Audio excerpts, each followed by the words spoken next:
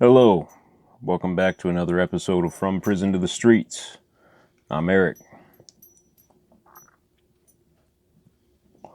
In this episode, we're going to be talking about what happened after I made bond. In my last video, I talked about getting a plea agreement and making bond, which was a big deal because up to that point, I had been looking at spending the rest of my life in prison. I was only 17 years old.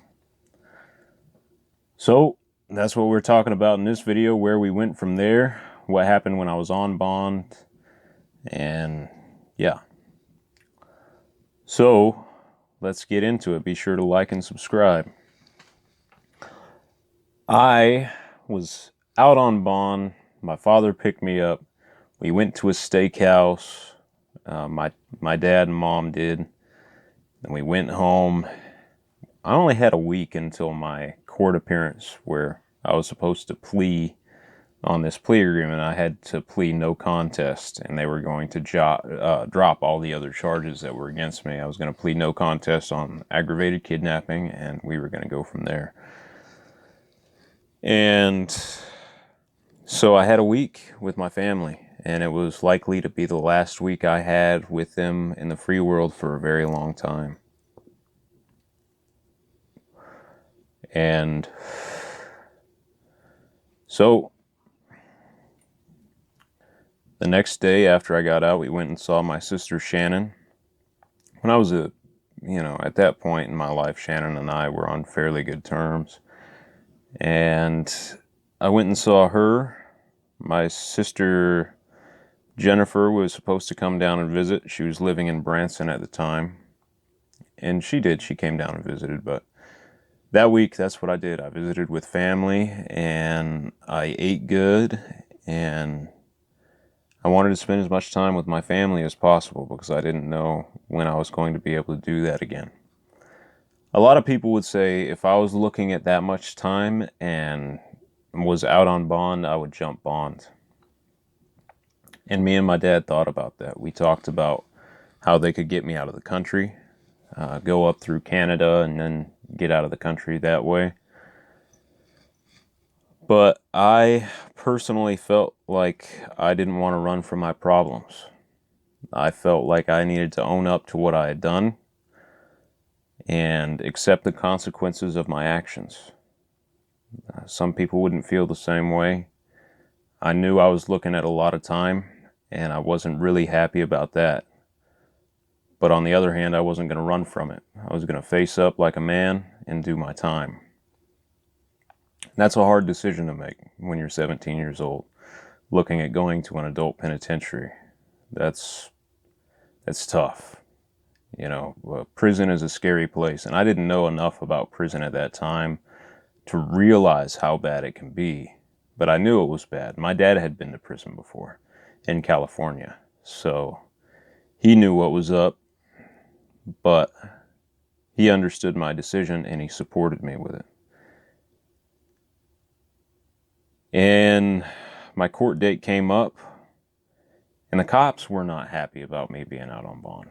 They felt like I was going to try to go after witnesses, like I was going to try to go shoot witnesses. They felt that I was going to try to go after my victim again because he was still alive at this point. He was paralyzed from the chest down. He was in a wheelchair. They thought I was going to go after my victim, and they just weren't happy with me being out. They had never recovered the firearm used in the crime, so as far as they knew, I still had it somewhere. When my court date came up, we went to the courthouse, and they had metal detectors. They wanded me down with a metal detector, searched me real good before they would even let me in the courtroom. They're just really rude. You could tell that they were pissed off that I was out on bond. And, when it went down that day, my dad spoke on my behalf, my lawyer spoke on my behalf, and the judge actually granted me a continuance because I hadn't run. I hadn't skipped bail. I was willing to accept the consequences for what I had done, and I said that in court. I said, look, I'm not going to run. I want to spend some time with my family.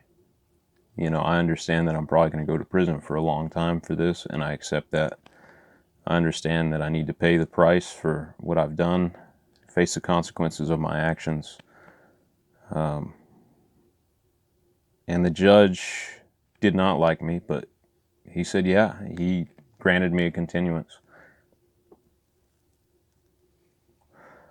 So my case was to be continued till January the 14th, which meant that I was going to spend Christmas with my family. And I did. I had another month out with my family, and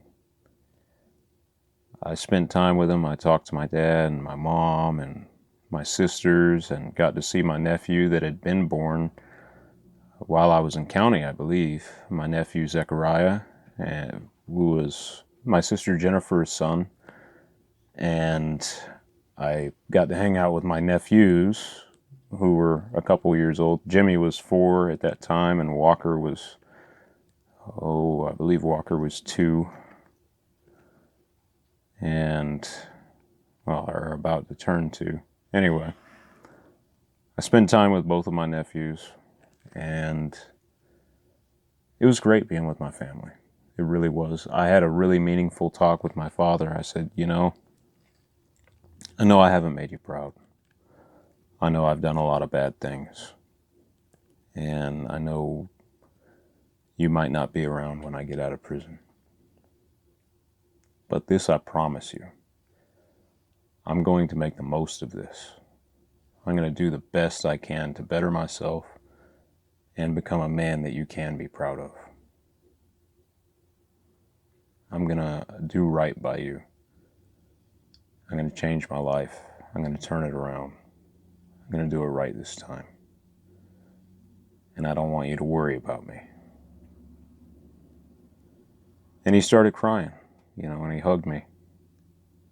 And he told me what that meant to him. It's probably the most meaningful conversation I've ever had with another individual in my life. And I'll never forget that.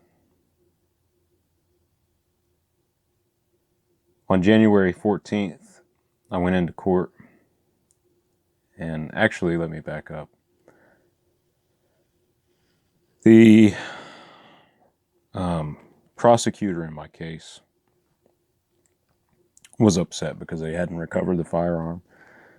However, the prosecutor was happy because everything I did, I came clean about. I admitted to everything I did in my crime. I didn't try to hide behind anything. I didn't try to put the blame on anyone else, which was different from other people that were involved in my case. They tried to blame it all on me and called me a psycho and a cold-blooded killer and all this other stuff.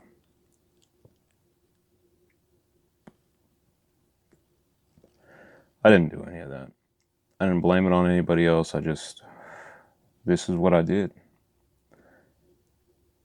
And that was for my pre-sentencing investigation report. And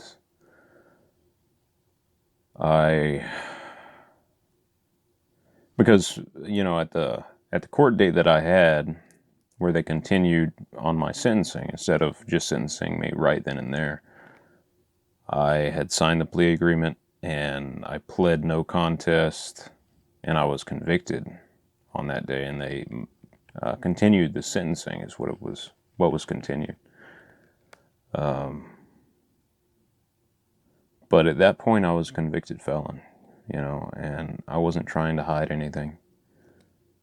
I was ready to accept whatever I had coming to me. It's really tempting to try to flee the country, but I didn't.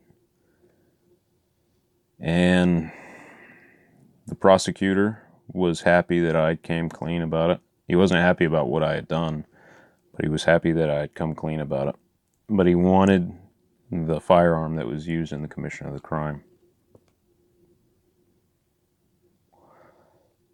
And he told me that if I gave him the firearm, he would push for me to get a downward departure. What that means is in Kansas, we have a sentencing grid. Based on your criminal history and the severity level of your crime, it's basically a graph. The judge just goes down to the severity level and he lines it up with another part of the graph that deals with your criminal history, and there's a box that tells you how much time you should get, and the judge sentences you based on that. A downward departure means that they are making a departure from that sentencing grid and recommending a different sentence. A downward departure means less time, and upward departure means more time. And the prosecutor said that he would push for me to get a downward departure if I gave him the firearm. At that point, me and my co-defendants, we all were offered the same plea agreement. We had all pled guilty or no contest. So it didn't, negatively affect any of us for me to turn in that firearm. So my father had possession of the firearm, and he took it somewhere, and he told the cops where to find it. And the prosecutor said, when your sentencing comes up on the 14th of January, I'm going to push for you to get a downward departure.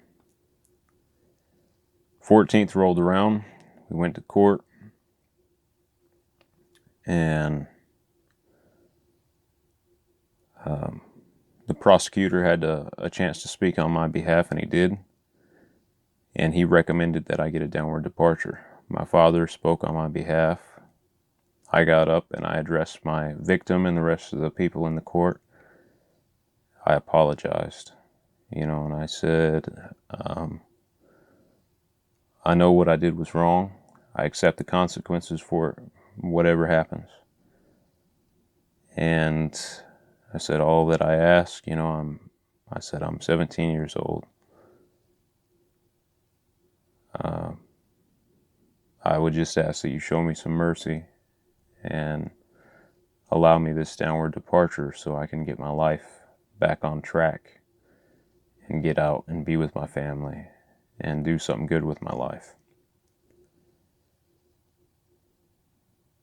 And after I said my piece, the judge asked if I was finished. I said, yes, sir. Oh, yes, Your Honor. And he said, as far as I'm concerned, you don't deserve any mercy. What you did was wrong. It can't be undone. And he said, if it were up to me, you would spend the rest of your life in prison. He said, but I'm just going to go off the sentencing grid. I'm going to sentence you to 155 months in prison. And he sentenced me. And the officers came and put me in handcuffs, and they led me back to the county jail while I waited to go to prison. So that's what happened. That's how it went down. I was looking at 155 months, which is like 12.8 years, somewhere around there. And at that point, there was no more court dates. I knew what I was doing as far as my time was concerned. I had been to county before. I was just waiting for them to get a bed for me in KDOC so they could ship me off to prison. So that is that. I will tell you about when I went to prison, my first day in prison, what that was like, all of that good stuff in the next episode.